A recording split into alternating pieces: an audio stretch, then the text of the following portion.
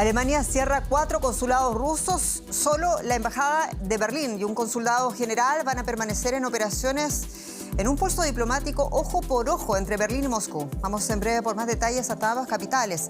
Soy Jenny Pérez en Berlín. Destacamos. Rusia tendrá hasta fin de año 4 consulados menos en Alemania. La decisión responde a la orden de Moscú de reducir los empleados alemanes en Rusia. Alemania asegura que busca garantizar el equilibrio. Rusia denuncia un nuevo ataque con dron, esta vez contra una refinería de petróleo en el sur del país. En esta edición nos detendremos en cómo los drones parecen cambiar el curso de la guerra en Ucrania. Y en Guatemala, la justicia pidió 40 años de cárcel para el presidente y fundador de El Periódico, el periodista José Rubén Zamora, en un proceso lleno de irregularidades. La familia denuncia una operación política y la ausencia de debido proceso.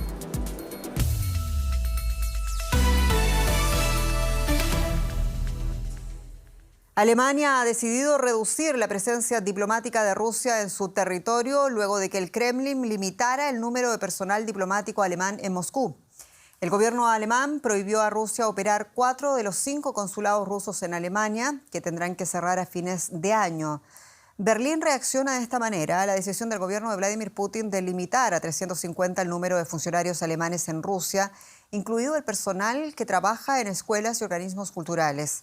Alemania también anunció el cierre de 3 de sus propios consulados en territorio ruso. Y Moscú y Berlín en el punto más bajo de las relaciones diplomáticas bilaterales. Queremos dar una mirada en ambos lados y por eso conectamos con el periodista, mi colega de Deutsche Welle, Juan Gómez, en nuestro estudio parlamentario aquí en Berlín, y también con el periodista independiente Javier Cuesta en Moscú.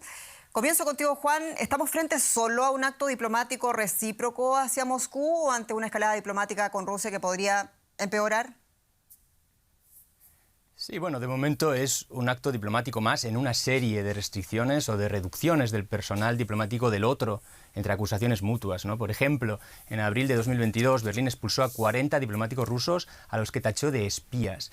Y Moscú reaccionó, declaró persona non grata a 40 diplomáticos alemanes. En alusión a estas acusaciones de espionaje, en Alemania se dice desde hace mucho que la presencia diplomática rusa en el país es siempre mayor que la alemana allí.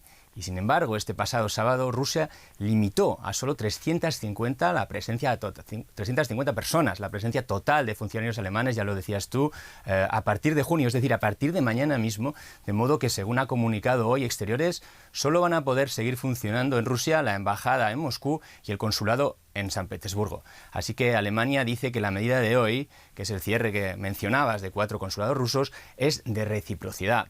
Pero esto es lo que se dice siempre cuando un conflicto está en plena escalada, ¿no? La tensión diplomática se agrava desde que Vladimir Putin ordenó la invasión de Ucrania en febrero del año pasado y está lejos de disiparse, lo mismo que la guerra está lejos de terminar. Este es el último eslabón, o mejor dicho, el eslabón más reciente de una cadena. Está por ver si será el último y hasta dónde pueden empeorar las relaciones entre Alemania y Rusia. Muy bien, Juan, y ahora voy con Javier Cuesta. Javier, se está a la espera a esta hora de las reacciones del Kremlin sobre este tema, con todo lo que ha sucedido con la expulsión que mencionaba Juan de los diplomáticos alemanes y ahora con esto.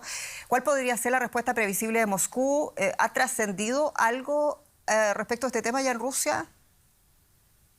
Hola, buenas noches.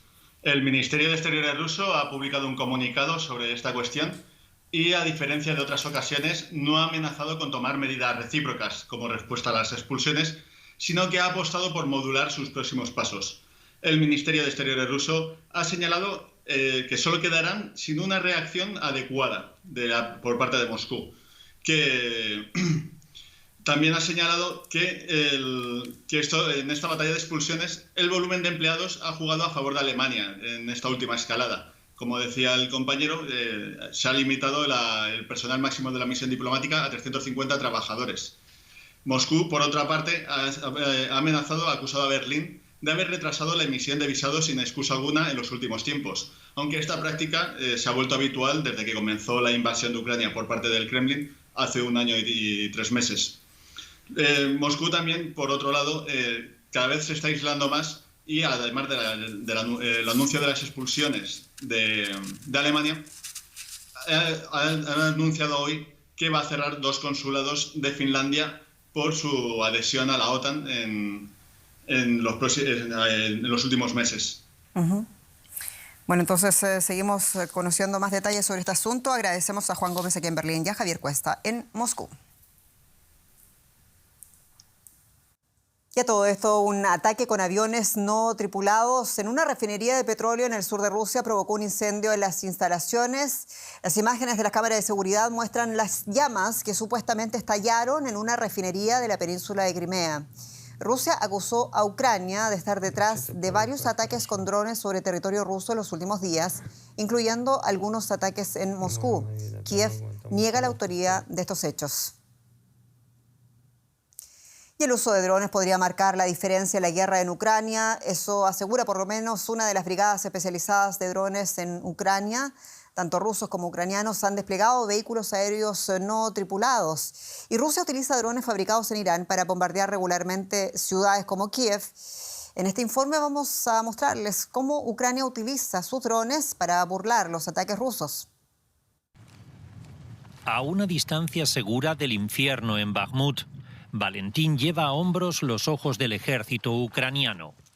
Este tipo de dron se llama Leleka, que significa cigüeña en ucraniano, y es muy valioso para los soldados que luchan en las trincheras porque espía al enemigo desde la altura.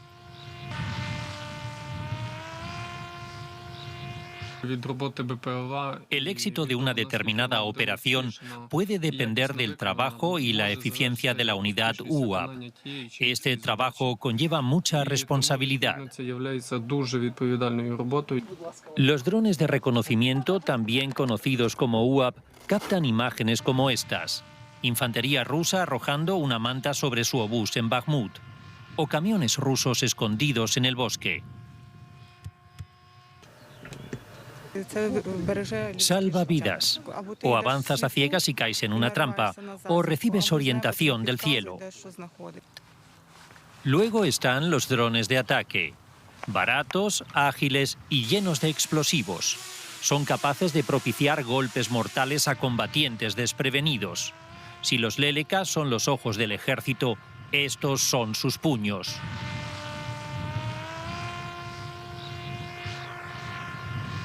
Un dron cuesta $300 y se puede comprar en cualquier tienda para aficionados. Es capaz de destruir un tanque. Lo hemos hecho muchas veces. Hemos destruido tanques del enemigo, equipo militar pesado, personal. Son muy efectivos. No sorprende que el ejército ucraniano esté invirtiendo en drones kamikaze de bajo costo y los equipos necesarios para operarlos. Los soldados aseguran que estas armas son inalcanzables para los sistemas de bloqueo de Rusia, que pueden interferir con señales de audio. Vemos un ataque, colocamos el explosivo perforante en esta parte y lo dejamos volar. Cuando vemos infantería, colocamos el dron con explosivos de metralla y lo volamos. Si es un edificio, también colocamos explosivos de metralla y lo volamos dentro del edificio. Esto es solo una demostración. Pero los combatientes de esta brigada de infantería de Marina creen que estas herramientas de guerra moderna resultarán decisivas en la contraofensiva. Y a todo esto, en Alemania la policía arrestó a 7 presuntos simpatizantes del llamado Estado Islámico. La operación antiterrorista involucró redadas en 10 estados alemanes. Los sospechosos detenidos, 4 mujeres y 3 hombres, son investigados por formar parte de una red que buscaba donaciones para el grupo terrorista islámico en Siria. Y cambiamos de asunto, vamos con economía y mi colega Rosa Casals. Bienvenida. Hola, ¿qué tal, Jenny? Hablamos de un tema del que estamos hablando mucho últimamente y es la inteligencia artificial, que suscita inquietudes sobre los riesgos que plantea para la humanidad y cada vez más llamados para que se regule. Pues bien, la Unión Europea y Estados Unidos han dado un primer paso y anunciado que esperan redactar un código de conducta, eso sí, voluntario, sobre inteligencia artificial en cuestión de semanas, con la esperanza de que otras naciones lo suscriban. Coordinación y cooperación. Estos fueron los 2 temas recurrentes en la reunión del Consejo de Comercio y Tecnología celebrada en Suecia, en la que altos funcionarios de Estados Unidos y la Unión Europea debatieron sobre la transición digital. La regulación de las inteligencias artificiales fue el asunto principal del orden del día.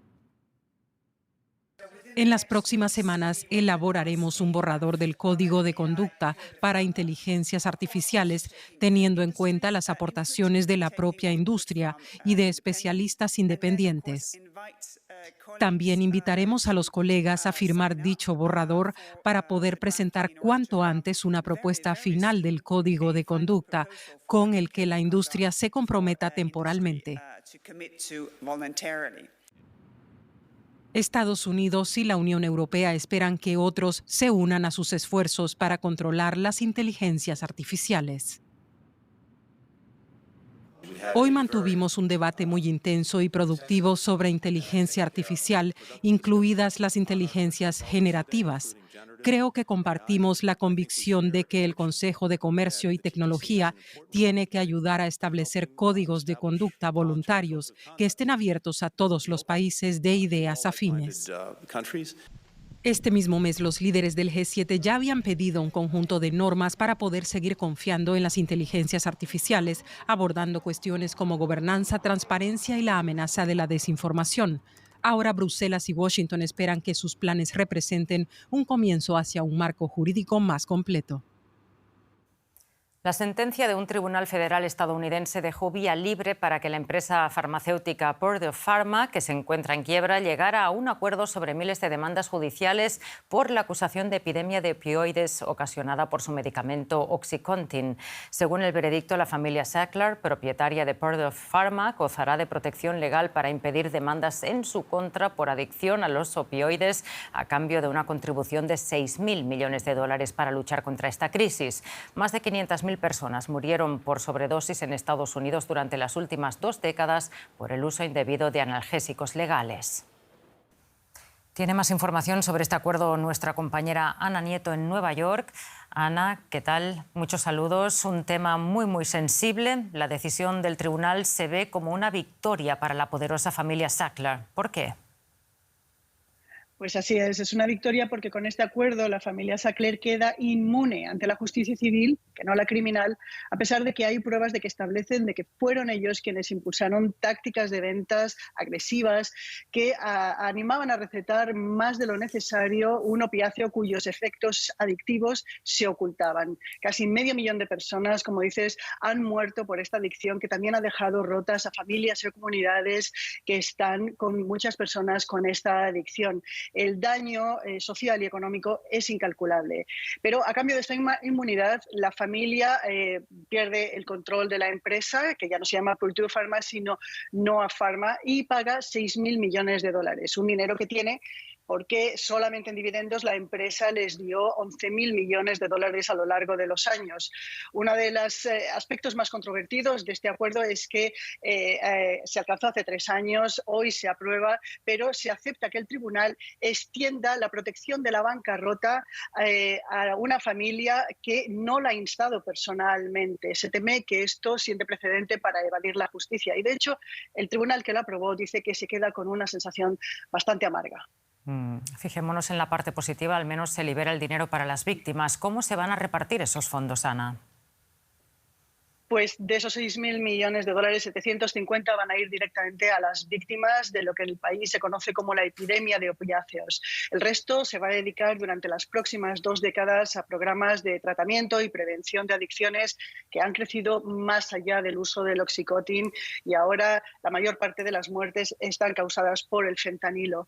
Además, la nueva Noa Pharma va a seguir vendiendo opioides, obviamente con nuevas instrucciones de venta, y los beneficios de estas ventas se darán a las víctimas de las ventas anteriores. Los Sacklers, que han sido importantes filántropos y han tenido que retirar su nombre de las salas de museos que financiaron o las becas que concedieron, dicen que no aceptan haber hecho nada malo ni se disculpan por ello. De hecho, en el año 2020, una de las ex consejeras, miembro de la familia, dijo ante el Congreso que no habría hecho nada de distinta manera. Tremendo este asunto. Muchísimas gracias por estos detalles, Ana. Y vamos con noticias de América Latina. Jenny, ¿cómo están las cosas allí? Vamos a dar una mirada, Rosa, a lo que pasa en Chile. Porque a 50 años del golpe militar, una encuesta aviva la polarización política en el país. Más de 1/3 de los ciudadanos aprueba el legado de la dictadura de Augusto Pinochet, según el último estudio del Barómetro de la Política CERC, que examina la transición chilena desde el año 1989. De acuerdo con esta encuesta, sobre una muestra de 1.000 personas, el 36% de chilenos y chilenas consultados piensan que los militares tenían razón para dar el golpe de Estado del año 73 y que Pinochet liberó a Chile del marxismo. Un 60% lo considera, sin embargo, un dictador. En este contexto, diputados de centro-izquierda impulsarán una ley para castigar el negacionismo de los delitos de lesa humanidad de la dictadura.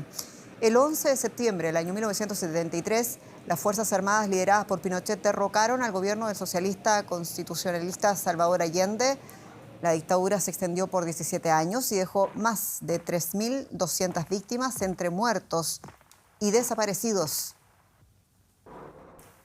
Y queremos comentar los alcances de esta encuesta desde Santiago de Chile. Lo hacemos con quien ven, con la señora Marta Lagos, quien es directora de Mori, el organismo responsable de este estudio. Señora Lagos, bienvenida. Y comienzo preguntándole, en 2013 la adhesión al régimen militar en Chile era del 18%.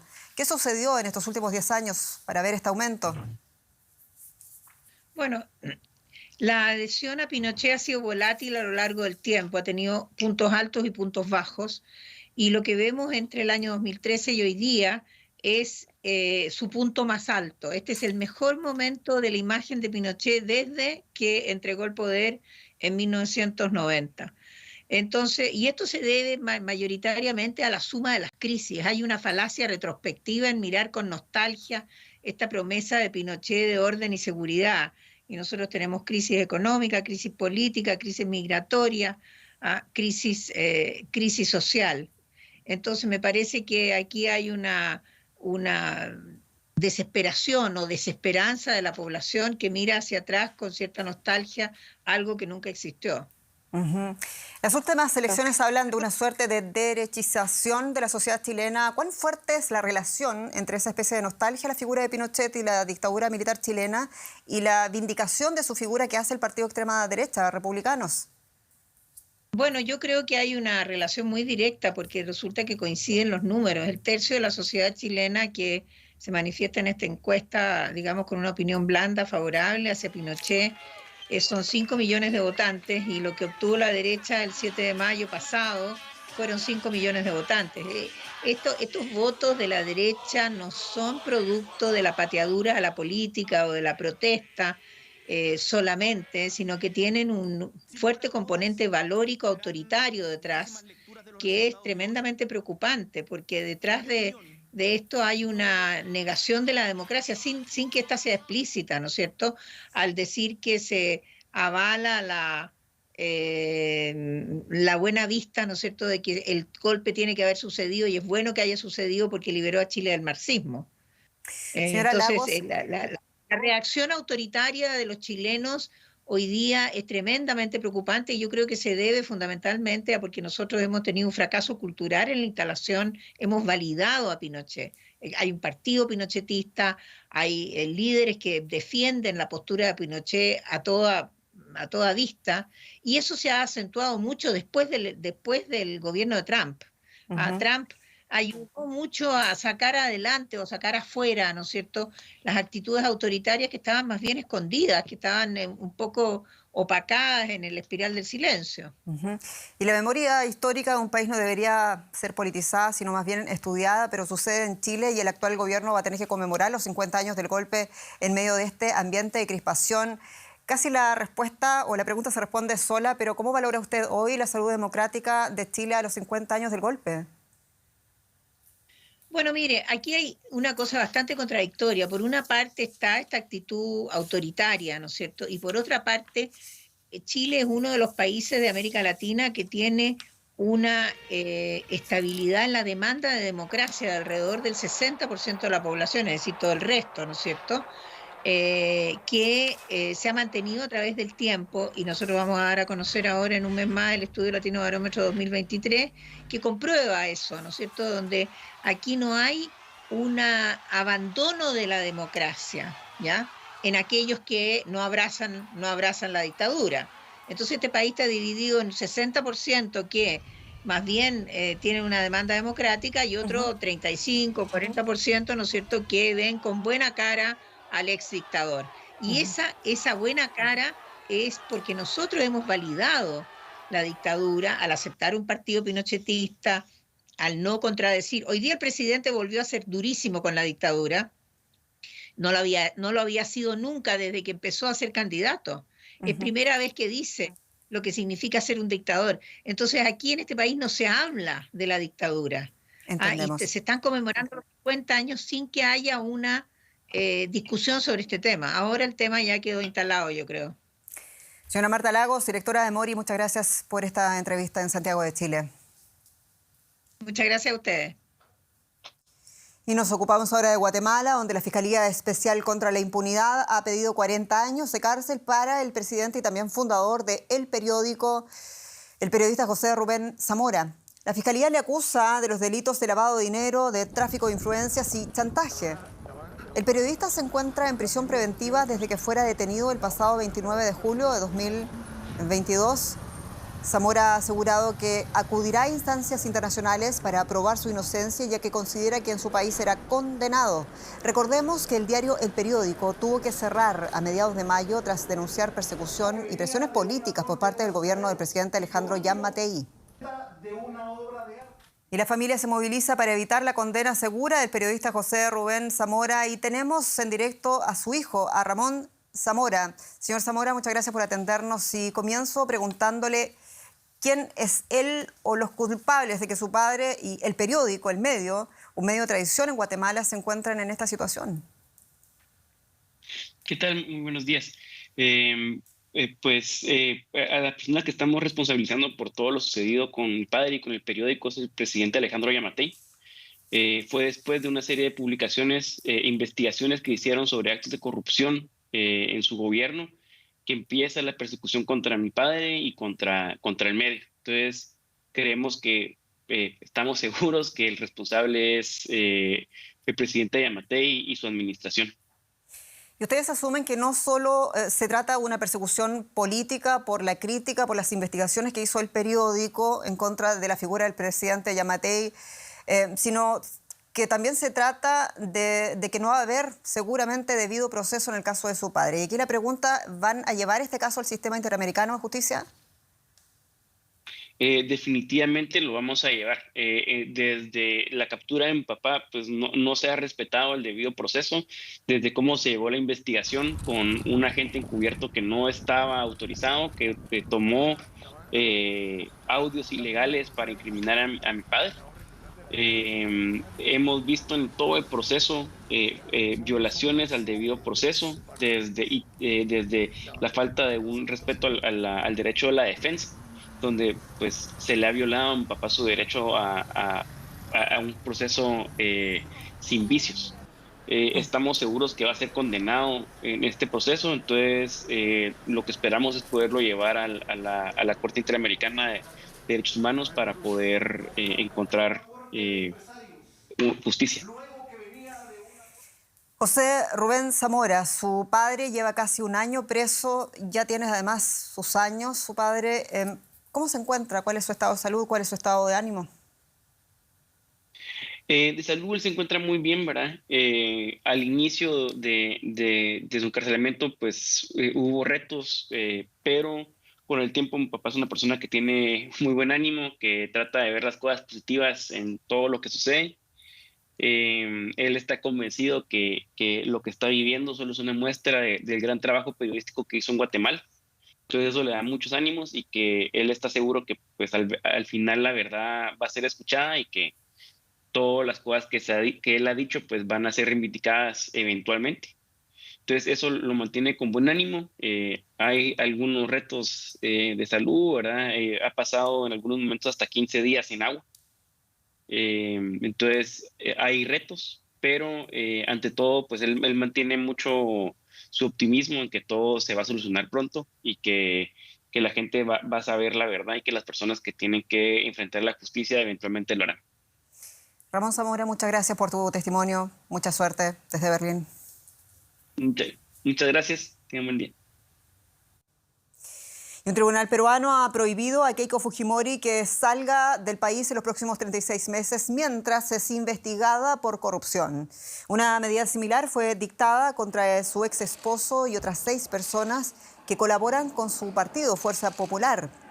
La líder fujimorista, que ya ha estado en prisión preventiva en 2 ocasiones, está acusada de lavado de activos en torno al caso Cócteles, por los presuntos aportes ilícitos en las campañas electorales de los años 2011 y 2016. Más noticias internacionales a continuación. El ejército sudanés suspendió las conversaciones de alto el fuego con el grupo paramilitar Fuerzas de Apoyo Rápido. Ambos acusan mutuamente de violar la tregua humanitaria y atacar las posiciones del enemigo en Jartum y en el centro del país. Esto hace temer que la ayuda humanitaria no llegue a la población civil. Un tribunal alemán condenó el miércoles a 5 años de prisión a una mujer de 28 años acusada de ser la cabecilla de un grupo que cometió una serie de ataques a neonazis entre los años 2018 y 2020. Junto a ella fueron juzgados 3 presuntos cómplices que también recibieron penas de prisión.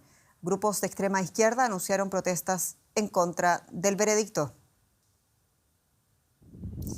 Los devastadores incendios forestales que están castigando el este de Canadá siguen fuera de control.